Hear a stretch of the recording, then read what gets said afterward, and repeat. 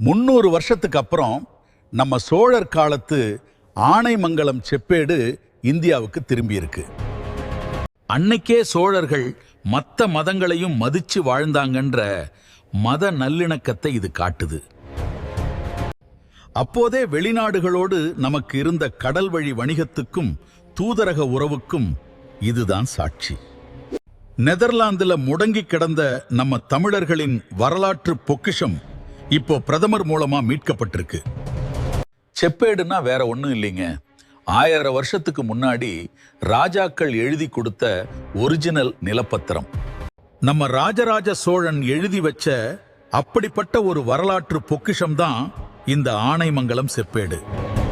டச்சுக்காரங்களால திருடப்பட்டு 300 வருஷமா நெதர்லாந்து நாட்டுல முடங்கி கிடந்த இத இப்போ பிரதமர் மூலமா மீட்டிருக்காங்க.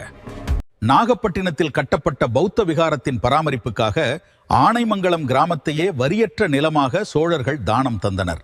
இந்த செப்பேடு மலேசியாவை ஆண்ட கடாரத்து பௌத்த மன்னன் சூடாமணி வர்மனுக்காக ராஜராஜ சோழனால் வழங்கப்பட்டது. நாகப்பட்டினம் டச்சுக்காரர்களின் கட்டுப்பாட்டில் வந்தபோது 18ஆம் நூற்றாண்டில் அங்கிருந்த பௌத்த விகாரத்தின் இடிபாடுகளில் இருந்து இந்த செப்பேடு டச்சு பாதிரியாரால் கண்டெடுக்கப்பட்டது. சோழர்களின் இந்த அரிய வரலாற்று ஆவணத்தின் மதிப்பை உணர்ந்த டச்சுக்காரர்கள் இதை தங்கள் நாட்டுக்கு திருடிச் சென்று லெயுடன் பல்கலைக்கழகத்தில் முடக்கினர்.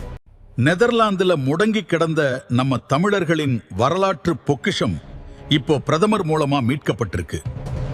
இது போல வரலாற்று தகவல்களை நீங்க தொடர்ந்து தெரிஞ்சுக்க இந்த வீடியோக்கு லைக் பண்ணிட்டு மறக்காம நம்ம சேனலை சப்ஸ்கிரைப் பண்ணிடுங்க.